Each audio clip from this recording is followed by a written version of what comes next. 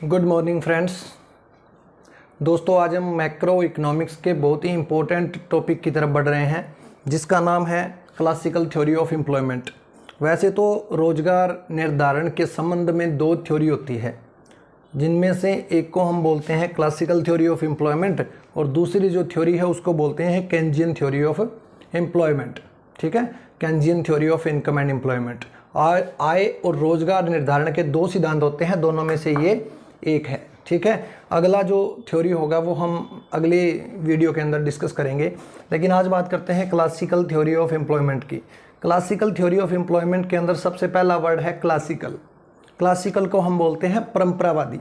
परंपरावादी जो शब्द है ना, वो लैटिन वर्ड क्लासिकल से लिया गया है। जो क्लासिकल वर्ड है ये लैटिन वर्ड है। ठीक है, जिसका मतलब क्या होता है, दी बेस्ट। क्या मतलब होता है इसका? The best. ठीक है, क्लासिकल का मतलब होता है सर्वश्रेष्ठ। चलो आगे बात करते हैं क्लासिकल थ्योरी ऑफ एम्प्लॉयमेंट के बारे में। दोस्तों, जैसे बहुत सारे सिद्धांत हैं, जैसे मल्टीप्लायर का है, ठीक है ना, एक्सेलरेटर थ्योरी है, लॉ ऑफ डिमांड है, लॉ ऑफ सप्लाई है, बहुत सारे ऐसे प्रोडक्शन फंक्शन है। ये जो थ्योरीज है ना दोस्तों, जैसे लुइस मॉडल है, विशियस सर्कल ऑफ पॉवर्टी है, बहुत सारे मॉडल हैं। वो मॉडल एक स्पेसिफिक इकोनॉमिस्ट ने दिए हैं, ठीक है ना। लेकिन ये जो थ्योरी है ये किसी एक इंसान ने नहीं दी, किसी एक अर्थशास्त्री ने विकसित नहीं किया इसको। क्लासिकल्स अगर नाम जहाँ आ जाता है तो उसका मतलब है कि ये क्लासिकल्स इकोनॉमिस्ट के व्यू होते हैं, ठीक है ना। एम्प्लॉयमेंट, इनकम एंड एम्प्लॉयमेंट के बारे में क्लासिकल इकोनॉमिस्ट जितने भी थे उनमें से कुछ ने मिलकर क्या है, व्यू दिए, अपने विचार प्रकट किए और उन्हीं विचारों को लॉर्ड केंज ने इकट्ठा किया और ये नाम दे दिया, theory of classical theory of employment का नाम दे दिया। आई बात समझ में? ठीक है, तो सबसे पहला जो नाम था क्लासिकल थ्योरी ऑफ एम्प्लॉयमेंट के अंदर, वो नाम था सबसे पहले एडम स्मिथ का।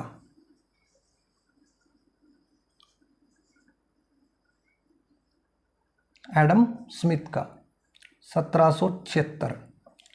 इन्होंने एक बुक लिखी थी जिसका नाम था वेल्थ ऑफ नेशन। बहुत फेमस बुक थी दोस्तों ये, ठीक है। एडम स्मिथ ने लिखी थी 1776 से, यानी कि क्लासिकल का जो टाइम पीरियड स्टार्टिंग माना जाता है वो 1776 से माना जाता है और इसका जो एंड पॉइंट है वो माना जाता है 1929, 1929। यानी 1776 से लेकर 1929 तक के टाइम को हम क्लासिकल और नियो क्लासिकल पीरियड मानते हैं, ठीक है। और 1929 के अंदर जो है ये क्लासिकल परंपरावाद जो अर्थशास्त्र था ये खत्म हो गया था। इनका जो टाइम पीरियड था वो खत्म हो गया था। क्यों हो गया था? क्योंकि 1929 के अंदर एक महामंदी आई थी। उस महामंदी के अंदर जितनी भी डेवलप्ड कंट्री थी उनके अंदर जितनी भी क्लासिकल थ्योरी थी वो सारी वहाँ पर अप्लाई करके देखी तो उसका रिजल्ट जीरो रहा, ज़मीनी स्तर पर वो खरी नहीं उतरी। यानी एक पूंजीवादी विकसित अर्थव्यवस्थाओं में जब ये लॉ लागू नहीं हो पाए तो अंडर डेवलप्ड कंट्री के अंदर कैसे लागू हो सकते हैं? ठीक है, इस महामंदी से उबारने के लिए जितने भी थ्योरी थी वो थ्योरी क्लासिकल जितनी भी थ्योरी थी उसको अप्लाई करके देखा गया और वो थ्योरी जो है वो काम नहीं कर पाई, उन इकोनॉमी को मंदी के दौर से बाहर नहीं निकाल पाई। इसलिए केंज ने क्या कर दिया, यहाँ से अपने टाइम पीरियड को शुरू कर दिया। कैसे? कि जितनी भी क्लासिकल थ्योरी थी उनको क्रिटिसाइज करना शुरू कर दिया और उनको मॉडिफाई करके अपना अलग से सिद्धांत देना शुरू कर दिया, ठीक है। इसी प्रकार जो है क्लासिकल ये जो एम्प्लॉयमेंट की थ्योरी है इसको भी केंज ने क्रिटिसाइज किया और आगे अपनी थ्योरी दी है। जब वो हम पढ़ेंगे कि इनमें से क्या कमियां निकाली उन्होंने और अपनी थ्योरी के अंदर क्या उन्होंने जो है अच्छी बातें डाली थी, क्या तरीका उन्होंने बताया और क्या तरीका क्लासिकल्स ने बताया। आज हम बात कर रहे हैं क्लासिकल थ्योरी ऑफ एम्प्लॉयमेंट की, ठीक है। तो ये दोस्तों इसकी कुछ थोड़ी सी हिस्ट्री कह सकते हैं हम या इंट्रोडक्शन कह सकते हैं, वो पार्ट था। इसके बाद में दोस्तों बात करते हैं पूर्ण रोजगार की।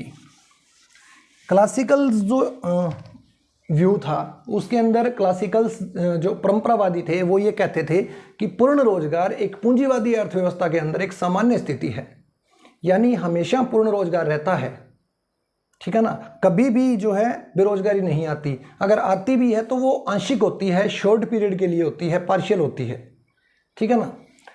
पर आंशिक बेरोजगारी हो सकती है या हम कह सकते हैं ऐच्छिक बेरोजगारी हो सकती है, यानी कि अपनी मर्जी से अगर कोई काम नहीं करना चाहता तो उसका कोई इलाज नहीं है दोस्तों। उसको हम बेरोजगारी में काउंट नहीं करेंगे। ये बात क्लासिकल्स ने बोली थी कि एक पूंजीवादी एक जो कैपिटलिस्टिक इकोनॉमी है उसके अंदर हमेशा से फुल एम्प्लॉयमेंट रहता है, ठीक है। वो कभी भी उस इक्विलिब्रियम पाथ से दूर नहीं होती, इकोनॉमी इक्विलिब्रियम के अंदर रहती है। अगर बाई चांस दूर हो भी जाती है शॉर्ट पीरियड के लिए, तो इकोनॉमी के अंदर कुछ ऐसी पावर होती है, ठीक है ना, जिनको हम आर्थिक शक्तियां भी बोल सकते हैं, मार्केट फोर्सेस होती है, बाजार शक्तियां होती है। वो क्या है, उस अनइक्विलिब्रियम से इकोनॉमी को इक्विलिब्रियम लेवल में लेके आ जाएगी और फुल एम्प्लॉयमेंट दोबारा से अर्थव्यवस्था में हो जाएगा, ठीक है। सबसे पहले दोस्तों इसमें बात करते हैं हम फुल एम्प्लॉयमेंट की। क्या होता है फुल एम्प्लॉयमेंट?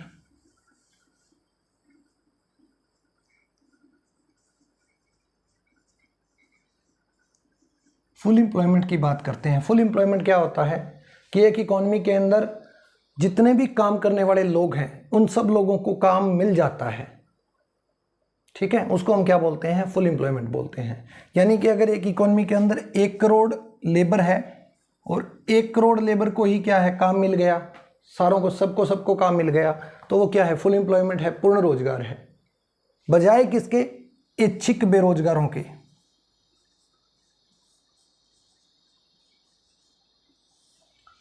ठीक है, जो वॉलेंट्री अनएम्प्लॉयमेंट होता है, इच्छिक बेरोजगारों को छोड़कर, यानी कि वो लोग तो अपनी मर्जी से बैठे हैं ना, कि प्रचलित मजदूरी दर पर वो काम करना नहीं चाहते, उनको नहीं पसंद आया, ठीक है ना।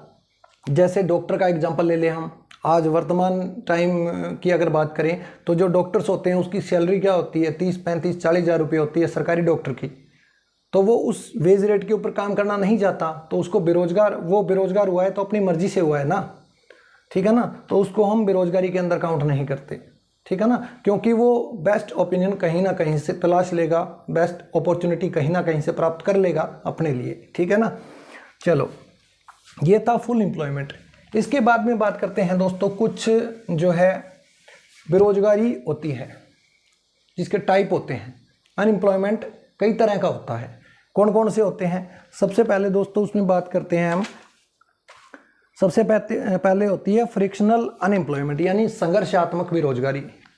संघर्षात्मक बेरोजगारी क्या होती है? जैसे वर्ड से हमें पता चल रहा है संघर्ष, यानी कि एक जॉब से दूसरी जॉब में जब कोई बंदा जाता है तो उसके बीच का जो गैप होता है उसको हम क्या बोलते हैं? उसके बीच में वो, मान लो आज मैं किसी कॉलेज के अंदर टीच कर रहा हूँ, आज मैंने वहाँ से जॉब छोड़ दी, अब मुझे जब तक अगली जॉब नहीं मिलती तब तक मैं बेरोजगार रहूँगा ना, तो उस टाइम पीरियड को क्या बोलते हैं दोस्तों? संघर्षात्मक बेरोजगारी बोलते हैं, ठीक है। यानी काम बदलने से संबंधित होती है ये चीज़ें, ठीक है।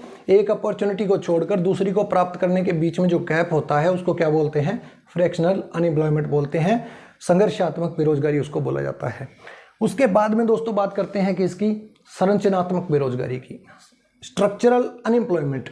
संरचनात्मक बेरोजगारी क्या होती है? ये एक इंडस्ट्री से रिलेट करती है, यानी अगर किसी उद्योग का नवीनीकरण हो रहा है या किसी उद्योग को शिफ्ट किया जा रहा है, या मान लो किसी उद्योग के अंदर जो है रॉ मटेरियल नहीं मिल रहा, उस कारण जो है, कई कारण होते हैं जिन कारण इंडस्ट्री को बंद रखना पड़ जाता है कुछ टाइम के लिए। जैसे अभी हम कोविड का एग्जांपल ले सकते हैं। जैसे कोरोना काल के अंदर क्या हो गया था, जो है जितना भी मैन्युफैक्चरिंग कंपनी थी, इंडस्ट्री थी, उन सबको क्या है, बंद कर दिया गया। तो वहाँ पर जो काम करने वाले लोग थे वो क्या हो गए? बेरोजगार हो गए ना कुछ टाइम के लिए। ये अस्थायी बेरोजगारी होती है, स्थायी नहीं होती, ठीक है ना। तो इसको बोलते हैं संरचनात्मक बेरोजगारी, यानी एक स्ट्रक्चर में चेंज आने से, एक इंडस्ट्री के स्ट्रक्चर में चेंज आने से जो क्या होता है, अनएम्प्लॉयमेंट फैलता है, उसको क्या बोलते हैं? स्ट्रक्चरल अनएम्प्लॉयमेंट बोलते हैं। क्लियर? इसके बाद में बात करते हैं दोस्तों, फिर आगे आती है सीजनल अनएम्प्लॉयमेंट। एक होती है मौसमी बेरोजगारी। मौसमी बेरोजगारी क्या होती है दोस्तों? मौसमी बेरोजगारी वो होती है जो मौसम से रिलेटेड होती है। जैसे हमारे यहाँ मेनली 2 मौसम हम मानते हैं, गर्मी सर्दी का, ठीक है ना। विंटर, जैसे एक हम एग्जांपल लेते हैं आइस फैक्ट्री का, तो विंटर के अंदर आइस की डिमांड क्या हो जाती है? कम हो जाती है, इसलिए वहाँ से लोगों को काम से हटा दिया जाता है। जो आइस फैक्ट्री के अंदर काम करने वाले लोग हैं वो सर्दियों में काम को छोड़ देंगे, उनको हटा दिया जाएगा वहाँ से। तो इसी को बोलते हैं जो है मौसमी बेरोजगारी, इसको बोलते हैं, ठीक है, यानी मौसम से रिलेटेड होती है। फिर इसके बाद में आती है दोस्तों टेक्निकल अनएम्प्लॉयमेंट। टेक्निकल अनएम्प्लॉयमेंट का मतलब होता है कि मार्केट में अगर कोई नया सॉफ्टवेयर आ गया किसी कंपनी में, मान लो किसी कंपनी ने क्या है कि नई टेक्नोलॉजी हायर कर ली कहीं से, या कंप्यूटर के अंदर कोई नया सॉफ्टवेयर चलाने के लिए दे दिया कर्मचारियों को, तो वो उनको आता नहीं चलाना, क्योंकि नई चीज़ है, सीखनी पड़ेगी। तो जब तक वो उस चीज़ को सीखेंगे तब तक वो क्या है, बेरोजगार रहेंगे। इसको क्या बोलते हैं दोस्तों, इसको टेक्निकल अनएम्प्लॉयमेंट बोलते हैं। आई बात समझ में। फिर इसके बाद में होती है वॉलेंट्री और अनवॉलेंट्री अनएम्प्लॉयमेंट, यानी ऐच्छिक और अनैच्छिक बेरोजगारी। ऐच्छिक बेरोजगारी वो होती है जो बाजार के अंदर वर्तमान मजदूरी दर पर काम करने के लिए जो लोग तैयार नहीं होते। मान लो मुझे कहीं काम मिल रहा है 10,000 रुपये पर मंथ में और मैं उस काम को नहीं करना चाहता, तो वो क्या है, यानी मेरे लिए अपॉर्चुनिटी तो है, जॉब तो है, लेकिन मैं वो करना नहीं चाहता, क्योंकि वो मेरे हिसाब से क्या है, मेरे को वो शूट नहीं करती, वहाँ पर लेबर कम मिल रही है, वेज रेट कम मिल रही है, इसलिए मैं उसको नहीं करना चाहता। ये मेरा खुद का ओपिनियन है। इसलिए क्या है, उसको हम क्या बोलते हैं, ऐच्छिक बेरोजगारी बोलते हैं, वॉलेंट्री अनएम्प्लॉयमेंट बोला जाता है। फिर इसके बाद में दोस्तों दूसरी जो चीज़ होती है, दूसरी चीज़ होती है कौन सी, अनवॉलेंट्री अनएम्प्लॉयमेंट, यानी कि जो अनैच्छिक बेरोजगारी है, यानी मार्केट के अंदर वर्तमान प्रचलित मजदूरी दर के ऊपर कुछ लोग काम करना चाहते हैं लेकिन उनको काम नहीं मिलता, उनको जॉब नहीं मिलती, उसको क्या बोलते हैं हम, अनैच्छिक बेरोजगारी। यानी मजबूरी में उनको काम के अभाव में, जॉब के, नौकरी के अभाव में उनको बेरोजगार रहना पड़ रहा है। यानी कि कहीं पर इकोनॉमी के अंदर जो है रिक्त स्थान नहीं है, वैकेंट सीट नहीं है, कहीं पर जॉब नहीं है, इस कारण अगर कोई बेरोजगार रह रहा है तो उसको क्या बोलते हैं हम, अनैच्छिक बेरोजगारी। यानी उसकी काम करने की इच्छा तो है लेकिन उसको मजबूरी में बेरोजगार रहना पड़ रहा है क्योंकि उसको जॉब नहीं मिल रही। ठीक है, तो ये इतने टाइप थे बेरोजगारी के। फिर इसके बाद में दोस्तों बात करते हैं क्लासिकल थ्योरी ऑफ एम्प्लॉयमेंट की अजम्पशंस की। इन अजम्पशन के अंदर आपको एक बात तो हमेशा याद रखनी है इस थ्योरी के अंदर कि क्लासिकल्स जो इकोनॉमिस्ट है उन्होंने क्या माना है कि एक पूंजीवादी अर्थव्यवस्था के अंदर पूर्ण रोजगार एक सामान्य स्थिति है, एक नॉर्मल सी सिचुएशन है कि पूर्ण रोजगार हमेशा कायम रहेगा। ठीक है, दूसरी चीज यहाँ पर क्या है, रैशनल मैन, जो अजम्पशन है उनकी बात कर रहे हैं। रैशनल मैन, रैशनल मैन कौन से होते हैं, जो कम से कम खर्च करके ज़्यादा से ज़्यादा सेटिस्फेक्शन लेना चाहते हैं, मैक्सिमम सेटिस्फेक्शन जो लेना चाहते हैं कम खर्च करके, ऐसे इंसान, उनको हम क्या बोलते हैं, रैशनल मैन बोलते हैं। ठीक है, विचारवान मनुष्य उनको बोला जाता है। ठीक है, फिर इसके बाद में दूसरा है दोस्तों लेजिज फेयर। लेजिज फेयर का मतलब क्या होता है कि लेजिज फेयर पॉलिसी का मतलब होता है कि बाजार के अंदर जो है ना भाई, मार्केट के अंदर जो सरकार है ना भाई, तुम्हारी एंट्री नहीं है, गवर्नमेंट मार्केट के अंदर जो है इंटरफेयर नहीं कर सकती। ये मान्यताएं लेकर चल रहे हैं क्लासिकल्स कि अगर ऐसा होगा तो ये हमारी थ्योरी जो है वो सही बैठेगी, सटीक बैठेगी, तभी जो है उसको आप अप्लाई कर सकते हो, नहीं तो नहीं होगा। अगर गवर्नमेंट इंटरफेयर कर दिया मार्केट में तो हमारी थ्योरी फेल हो जाएगी, भी हम पहले ही बता रहे हैं। ठीक है ना, तो ये अजम्पशंस लेके चलते हैं वो कि रैशनल मैन होना चाहिए जो अपनी अधिकतम संतुष्टि चाहता है कम से कम खर्च करके। ठीक है, फिर इसके बाद में जो है लेजिज फेयर, यानी सरकार का कोई इंटरवेंशन नहीं होना चाहिए। फिर इसके बाद में तीसरी अजम्पशन क्या है, परफेक्ट कंपटीशन होना चाहिए, पूर्ण प्रतियोगिता होनी चाहिए बाजार के अंदर। पूर्ण प्रतियोगिता क्या होती है, जिसके अंदर एक ही प्राइस होती है, होमोजीनियस प्रोडक्ट होता है, खरीदने वाले बहुत सारे होते हैं, बेचने वाले बहुत सारे होते हैं। ठीक है ना, मार्केट के अंदर जो प्राइस डिसाइड होती है वो इंडस्ट्री में होती है, डिमांड और सप्लाई जहाँ कट करती है वहाँ प्राइस डिसाइड होती है और वही प्राइस सारी फर्म को फॉलो करनी पड़ती है। यानी इंडस्ट्री यहाँ प्राइस मेकर होती है और फर्म क्या होती है, प्राइस टेकर होती है। ठीक है, इंडस्ट्री और उद्योग के अंदर फर्क होता है, उसी तरह यहाँ है। ये परफेक्ट कंपटीशन की कुछ क्वालिफिकेशन जो कैरेक्टरिस्टिक्स थी।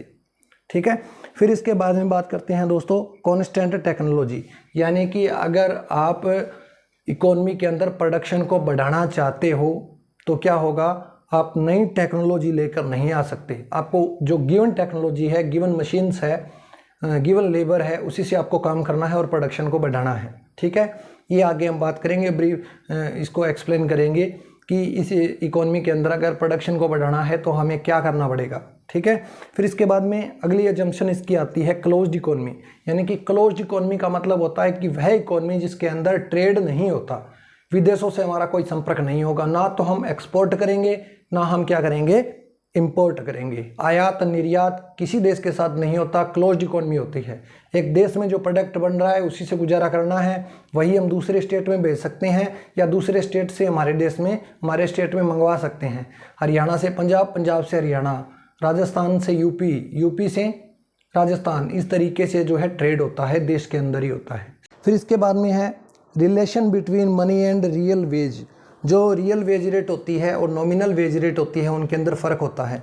रियल वेज रेट और नॉमिनल वेज रेट में फ़र्क होता है, लेकिन इस थ्योरी के अंदर कोई फ़र्क नहीं माना गया है कि वास्तविक मजदूरी और नगद मजदूरी दोनों एक ही चीज़ होती है। फ़र्क क्या होता है वो हम जो अगली थ्योरी पढ़ेंगे ना, केन्ज की थ्योरी पढ़ेंगे, उसमें मैं बताऊँगा कि इन दोनों में क्या फ़र्क होता है। ठीक है। फिर इसके बाद में बात करते हैं equality between saving and investment. बचत और निवेश के अंदर समानता होती है। ठीक है, ये हम मान के चलते हैं। अगर बाई चांस नहीं होती तो रेट ऑफ इंटरेस्ट में अपने आप इस तरीके से चेंज आ जाएगा कि सेविंग और इन्वेस्टमेंट दोनों बराबर हो जाएंगी और फुल एम्प्लॉयमेंट के लेवल को हम अचीव कर लेंगे।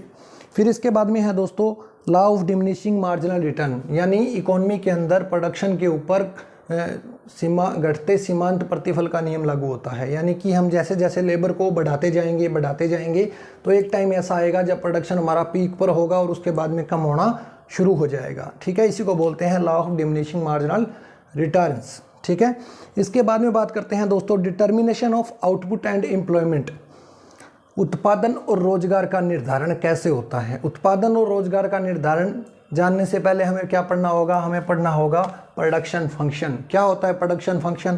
प्रोडक्शन फंक्शन हमें रिलेशन शो करता है किसका? फैक्टर ऑफ प्रोडक्शन का और क्वांटिटी ऑफ प्रोडक्ट, यानी कि उत्पादन की मात्रा और उत्पादन के साधन, इन दोनों में जो रिलेशन होता है वो रिलेशन शो किसके द्वारा किया जाता है? Production function. यानी कि जो हमारा प्रोडक्शन होता है ना, वो फंक्शन होता है किसका?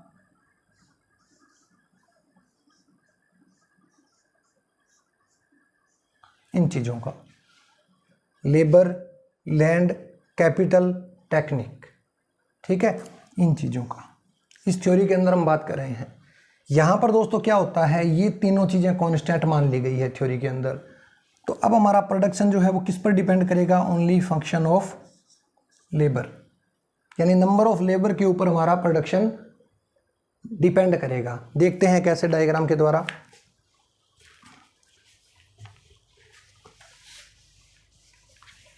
देखिए प्रोडक्शन फंक्शन का जो डायग्राम है वो बनाते हैं।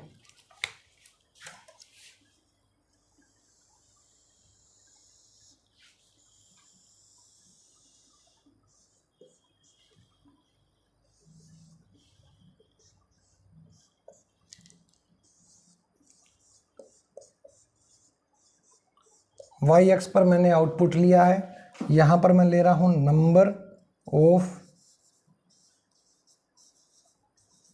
Number of labour. आई बात समझ में? यहाँ पर आउटपुट है, मैं मान लो मैंने क्या किया, ON लेबर को लगा दिया और इससे हमें प्रोडक्शन कितना मिला? इससे हमें प्रोडक्शन मिला इतना। कितना प्रोडक्शन मिला? OQ। मैं चाहता हूँ कि प्रोडक्शन और बढ़ जाए, तो हमें क्या करना पड़ेगा? नंबर ऑफ लेबर को बढ़ाना पड़ेगा। मैंने बढ़ा दिया, नंबर ऑफ लेबर को मैंने बढ़ा दिया। ठीक है, अब क्या करना हूँ? अब मुझे प्रोडक्शन और बढ़ाना है, तो मुझे क्या करना पड़ेगा? लेबर को और ज़्यादा बढ़ाना पड़ेगा।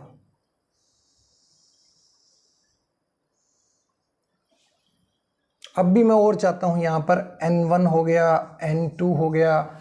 इस प्रकार लेबर को बढ़ाता जाऊँगा, प्रोडक्शन बढ़ता जाएगा।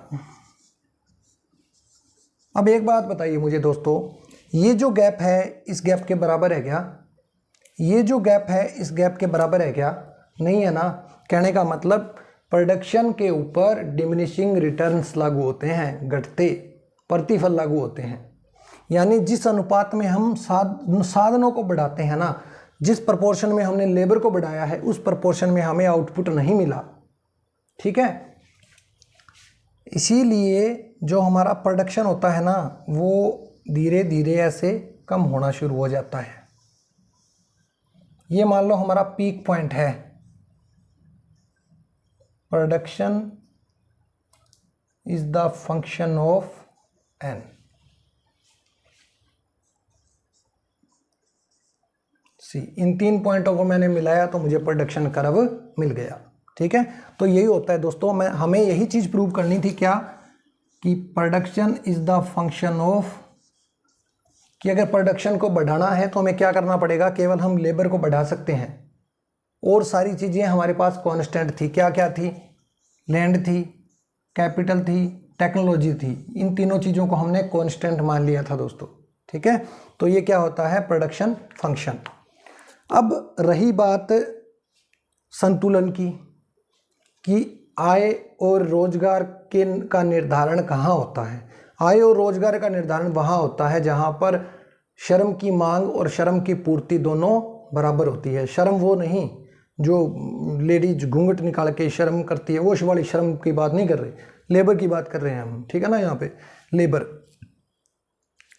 की डिमांड फॉर लेबर और सप्लाई फॉर लेबर जहां पर इक्वल होंगी, यानी कि जहां पर लेबर होगी वहां इक्विलिब्रियम होगा, यानी कि डिमांड और सप्लाई जहां कट करेगी वहां क्या होगा, इक्विलिब्रियम होगा, और वहीं पर हमें इक्विलिब्रियम आउटपुट प्राप्त हो जाएगा। देखते हैं कैसे। सबसे पहले बात करते हैं लेबर की, डिमांड फॉर लेबर की। डिमांड फॉर लेबर की अगर हम बात करें दोस्तों, किसकी बात कर रहे हैं, डिमांड।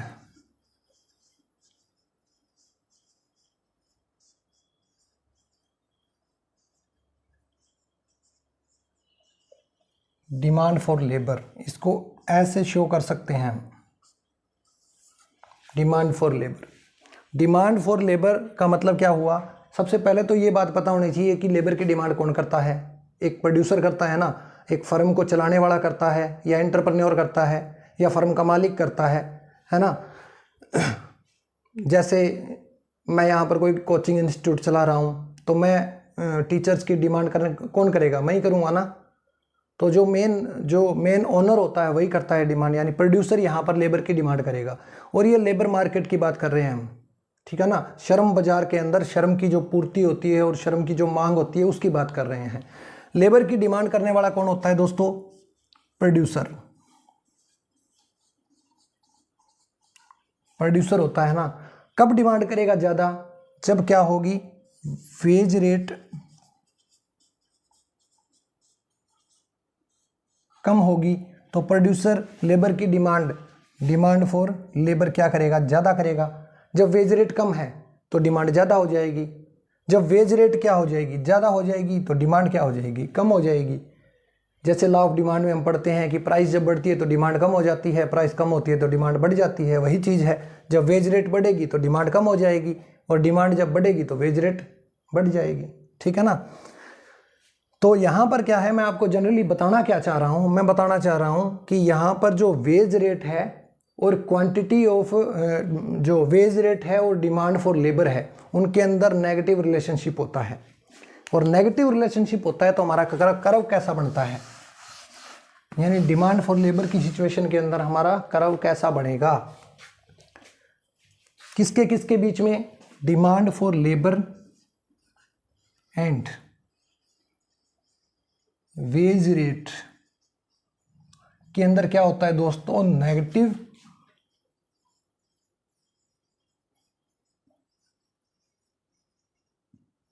नेगेटिव रिलेशनशिप होता है। नेगेटिव रिलेशन, इन्वर्स रिलेशनशिप कह सकते हैं हम इसको, ऋणात्मक संबंध होता है। तो यहाँ पर ऋणात्मक संबंध होता है तो डायग्राम कैसा बनता है दोस्तों, यहाँ पर हमने ले लिया एम्प्लॉयमेंट को, या नंबर ऑफ लेबर को ले लेते हैं, लेबर को। यहाँ पर हमने वेज रेट को ले लिया। ठीक है, ये कर्व कैसे बनेगा, इस तरीके से बनेगा, यानी कि बताता हूँ अभी आपको ये बना के, Q1 Q2 W1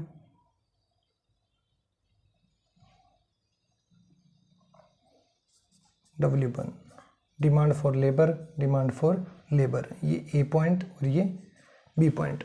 diagram complete हो गया, आप समझते हैं। वाई एक्सिस पर, एक्स एक्सिस पर हमने क्या लिया है, एक्स एक्सिस पर लिया है नंबर ऑफ लेबर को, वाई एक्सिस पर क्या लिया है, number of wage rate, sorry wage rate को लिया है।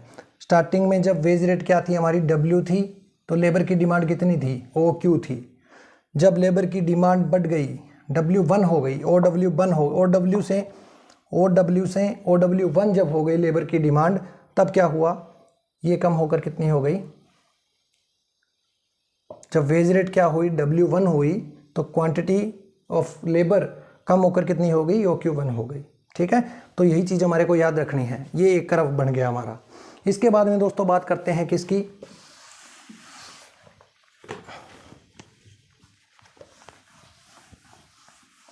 इसके बाद में दोस्तों बात करते हैं किसकी,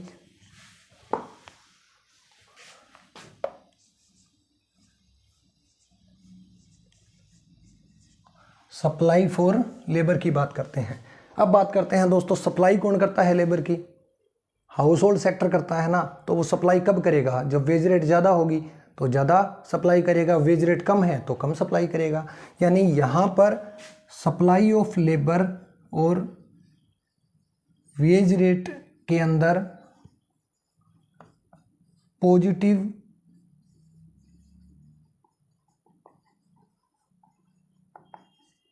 पॉजिटिव रिलेशनशिप होता है। ठीक है, यानी कि अगर वेज रेट बढ़ेगी, वेज रेट बढ़ी तो क्या इफेक्ट हुआ, सप्लाई ऑफ लेबर भी बढ़ गई।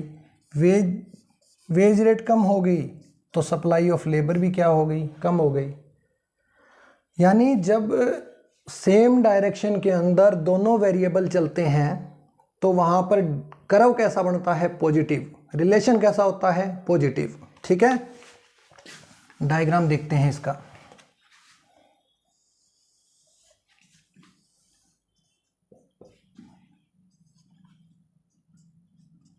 यहाँ पर हम ले लेते हैं वेज रेट।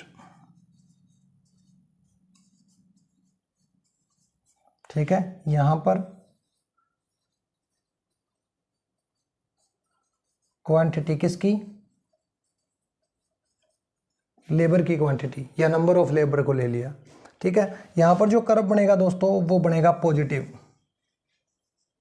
क्यों बनेगा, क्योंकि दोनों चीज़ें इक्वल प्रोपोर्शन में चलती है। यहाँ पर डब्ल्यू क्यू, जब वेज रेट इतनी है तो डिमांड, सप्लाई कितनी है, ओ क्यू है। जब वेज रेट बढ़ गई तो लेबर की क्वांटिटी भी बढ़ गई। जब वेज रेट और बढ़ गई तो लेबर की क्वांटिटी और बढ़ गई। पहले O Q number of labour थी, वेज रेट क्या थी, ओ डब्ल्यू थी। जब वेज रेट यहाँ से यहाँ बढ़ी तो ये भी यहाँ से यहाँ बढ़ गई। जब वेज रेट यहाँ से यहाँ और बढ़ी तो यहाँ आगे क्या हो गया, क्वांटिटी ऑफ लेबर और बढ़ गई। क्लियर। अब देखते हैं दोस्तों determination of income and output, रोजगार का निर्धारण कहाँ होता है। यहाँ हमारे को दो डायग्राम बनाने होंगे दोस्तों। एक डायग्राम तो वो जब हमने प्रोडक्शन फंक्शन का स्टार्टिंग में बनाया था, यहाँ छोटा सा बना लेते हैं, एक्स ओ वाई। ठीक है,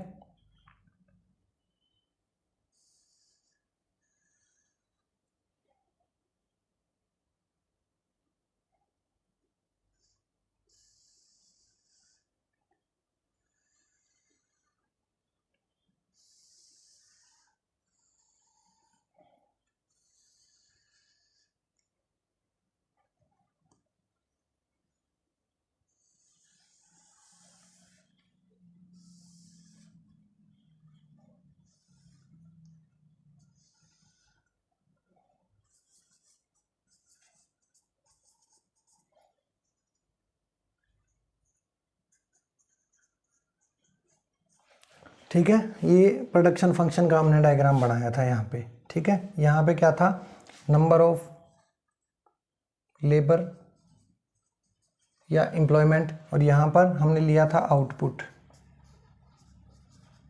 यानी जिस प्रोपोर्शन में हम लेबर को बढ़ाते हैं उससे कम प्रोपोर्शन में क्या है, आउटपुट हमारा बढ़ता है।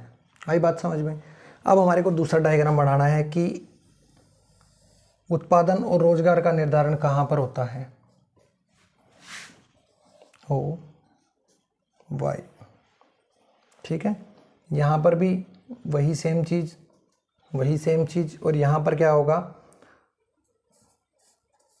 Supply of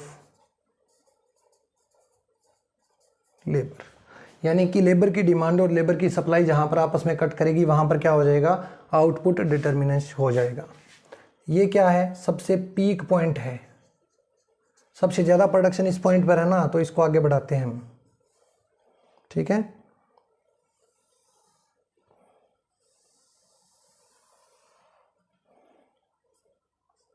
demand of labour, supply of labour, demand of labour, supply of labour, और ये ON, यानी ON जब लेबर की संख्या है, ON लेबर जब है ना मार्केट में, इतने ही लोग हैं काम करने वाले, सबको काम मिल गया, ये इक्विलिब्रियम लेवल है जिसको हम फुल एम्प्लॉयमेंट लेवल बोलते हैं। यहाँ पर उत्पादन सबसे ज़्यादा है, कितना है, N से लेकर, इसको नाम दे देते हैं R, N से लेकर R तक क्या है, उत्पादन ज़्यादा है। कर लोगे, कोई प्रॉब्लम। ये इनकम एंड आउटपुट का डिटर्मिनेशन है, जहाँ पर डिमांड फॉर लेबर और सप्लाई फॉर लेबर कट करे वहाँ पर क्या होगा, इक्विलिब्रियम होगा। तो दोस्तों आज हमने जनरल इंट्रोडक्शन की बात की, उसके बाद में अजम्पशन की बात की, प्रोडक्शन फंक्शन की बात की, और डिमांड फॉर लेबर क्या होता है, उसका कर्व कैसे बनता है, सप्लाई फॉर लेबर क्या होता है, उसका कर्व कैसे बनता है, प्रोडक्शन फंक्शन का कर्व कैसे बनता है। उसके बाद में उनका इकट्ठा जो कर्व बना के हमने ये दिखाया कि संतुलन कहाँ होगा, यहाँ होगा, फुल एम्प्लॉयमेंट लेवल है ये, इस फुल एम्प्लॉयमेंट लेवल पर प्रोडक्शन कितना है, N से लेकर P तक है, यही चीज़ हमारे को बतानी थी। अब दोस्तों इस थ्योरी की एक्सप्लेनेशन बचती है, यानी कि ये थ्योरी 3 पिलर के ऊपर डिपेंड करती है, वो मैं आपको बता देता हूँ कौन कौन से पिलर है। देखिए, सबसे पहला है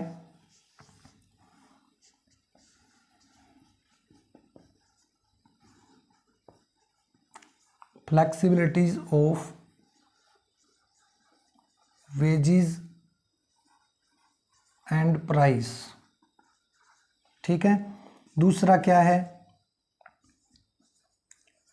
सेज लॉ ऑफ मार्केट। ठीक है, तीसरा क्या है, investment is equal to saving होना चाहिए, किस पे डिपेंड करता है, रेट ऑफ इंटरेस्ट के ऊपर। ये तीन चीज़ें बाकी रहती हैं हमारी, वो अगले इस वीडियो के अगले पार्ट के अंदर जो नई वीडियो बनाएंगे उसके अंदर इन तीनों चीज़ों को क्लियर करेंगे और थ्योरी को एक्सप्लेन करेंगे, और 3 डायग्राम बनेंगे, तीनों डायग्राम में थ्योरी कंप्लीट हो जाएगी। इस थ्योरी जो आज का जो वीडियो है वो बहुत इंपॉर्टेंट है, इसको आप डीपली देखना, 1-2 बार इसको रिवर्स करके देख लेना। बिल्कुल माइनर से कॉन्सेप्ट आपको दिमाग में बिठाने हैं, छोटी से छोटी चीज़ को ध्यान से देखना है, पढ़ना है, समझना है, फिर ये थ्योरी क्लियर होगी। जब यहाँ तक आपको सारा कुछ समझ में आ गया तो ये चीज़ें बहुत आसान हो जाएगी समझनी। ठीक है, तो दोस्तों वीडियो अगर आपको अच्छी लगी है तो इसे लाइक करें, चैनल को सब्सक्राइब करें और कमेंट करें। ठीक है ना, जो भी जैसा भी आपको लगा वैसा फीडबैक दीजिए कि थ्योरी आपको समझ आ रही है, नहीं आ रही, लैंग्वेज कैसी है, कैसी नहीं है, उस अकॉर्डिंग अगर मुझे कुछ चेंज करना है तो वो मैं चेंज करूँगा। ठीक है ना, तो पढ़ते रहिए दोस्तों और वीडियो को ज़्यादा से ज़्यादा शेयर कीजिए। Thank you.